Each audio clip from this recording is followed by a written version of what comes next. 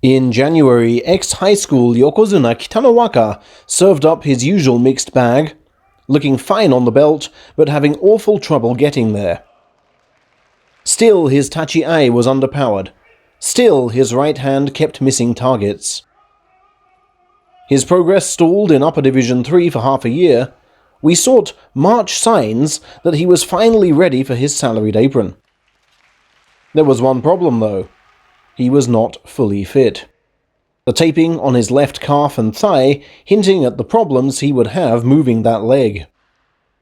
And when faced with the might of defending Division 3 champ Sakigake, his first thought was to stay safe.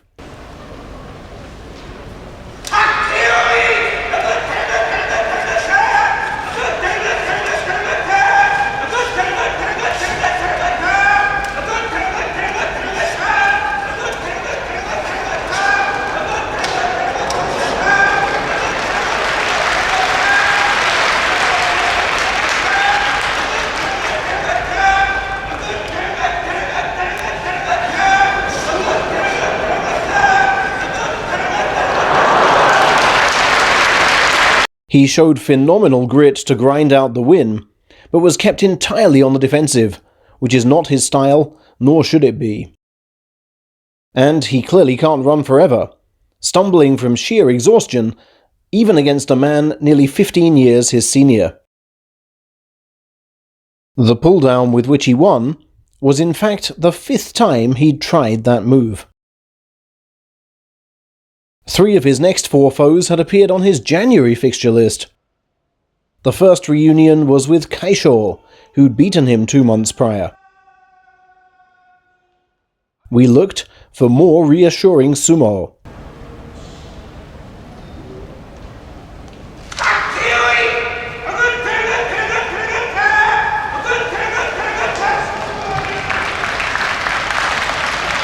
But looked in vain. Kitanowaka clearly tried to copy his coach's famed throat hold, but rather resembled a barber applying shaving cream. Kashor barely batted an eyelid, sent his left in as planned, and was met with as little resistance as he'd expected.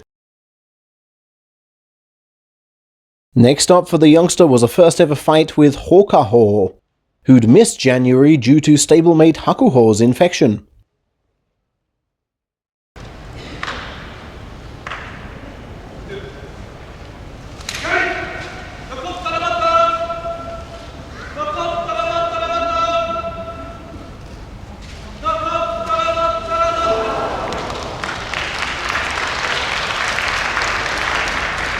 And with comparatively fine lower limbs, Hokaho won the tachi-ai, waited for the inside right attempt to come, then threw the youngster the way his body leaned.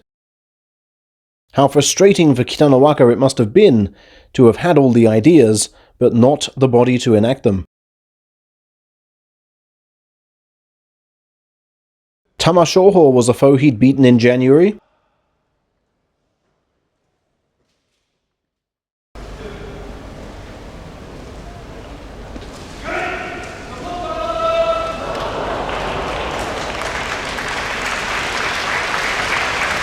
But height and weight had been rendered useless by his troubles, and his fate was sealed on initial impact.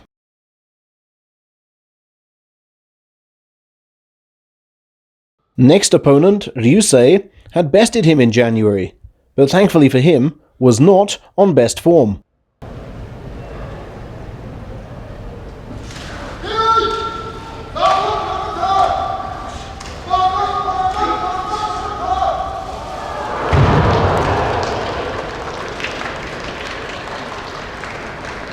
And if Ryusei's ankle looked suspect throughout, that booming fall upon it made it worse, even convincing him to pull out for a while before he later changed his mind. Kitanowaka, meanwhile, made sure his right foot took the strain of the throw. His next bout, though, ended in a second straight loss to a far fitter Murata, and a losing score for March, which has since cost him 6 rungs on the chart. The 20-year-old's final bout, versus Botola was a chance merely to rip off the tape and see how he fared.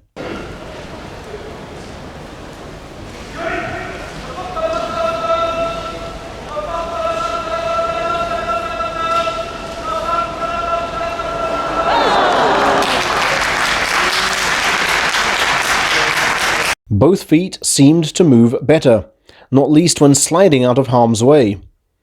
But Shohoryu's confidence and motivation were long shot, and the win meant little. They say that 80% of what Saitama Sakai boys do is conditioning.